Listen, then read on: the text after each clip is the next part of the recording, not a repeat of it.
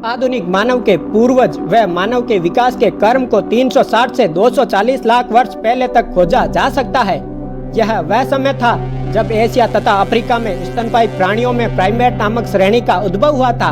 उसके बाद लगभग 240 लाख साल पहले प्राइमेट श्रेणी में उपसमूह उत्पन्न हुआ जिसे होमोनाइड कहा गया। इस उपसमूह में वानर यानी कि एप शामिल थे और फिर बहुत समय बाद लगभग 56 लाख वर्ष पहले हमें पहले होमोनिड प्राणियों के अस्तित्व के साक्ष्य मिले। होमोनिड वर्ग होमोनाइड समूह से विकसित हुए। उनमें अनेक समानताएं पाई जाती है लेकिन कुछ बड़े अंतर भी है। होमोनाइड का मस्तिष्क होमोनिडों की तुलना में छोटा होता था। वह चौपाए होते थे यानी 4 पैरों के बल चलते थे, लेकिन उनके शरीर का अगला हिस्सा और अगले दोनों पैर लचकदार होते थे। इसके विपरीत होमोनिड सीधे खड़े होकर पिछले 2 पैरों के बल चलते थे। उनके हाथ विशेष किस्म के होते हैं जिनकी सहायता से वे औजार बना सकते थे और उनका इस्तेमाल भी करते थे। 2 प्रकार के साक्ष्यों से यह पता चलता है कि होमोनिडों का उद्भव अफ्रीका में हुआ था। पहला तो यह अफ्रीका के वानरों यानी एप्स का समूह होमोनिडों से बहुत गहराई से जुड़ा है। दूसरा, यह सबसे प्राचीन होमोनिड जीवाश्म जो ऑस्ट्रेलोपिथिकस वंश के हैं पूर्व अफ्रीका में पाए गए और उनका समय लगभग 56 लाख वर्ष पूर्व का माना जाता है।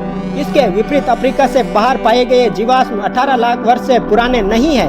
होमोनिड होमोनिडेड्स नामक परिवार के सदस्य होते थे। इस परिवार के सभी रूपों में मानव प्राणी शामिल थे। होमोनिड परिवार की अनेक विशेषताएं थी, जैसे मस्तिष्क का बड़ा आकार होना, पैरों के बल सीधे खड़े होने की क्षमता, 2 पैरों के बल चलना, हाथ की विशेष क्षमता जिससे वह औजार बना सकते थे और उनका इस्तेमाल कर सकते थे।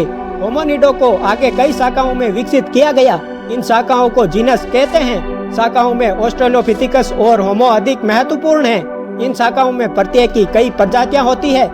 ऑस्ट्रेलोपिथिकस और होमो के बीच कुछ बड़े अंतर उपस्थित थे, जैसे कि मस्तिष्क का आकार, जबड़े और दांतों के संबंध में पाए जाते हैं। ऑस्ट्रेलोपिथिकस के मस्तिष्क का आकार होमो की अपेक्षा बड़ा होता है।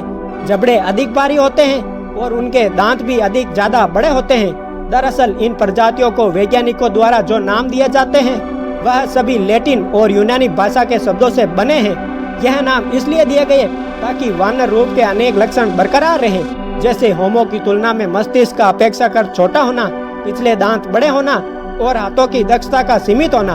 उसमें सीधे खड़े होने तथा चलने की क्षमता अधिक नहीं थी, क्योंकि वह अभी भी अपना बहुत समय पेड़ों पर गुजारते थे। इसलिए उनके पेड़ों पर जीवन जीने की आवश्यकता उनकी विशेषताएं अभी भी मौजूद थी।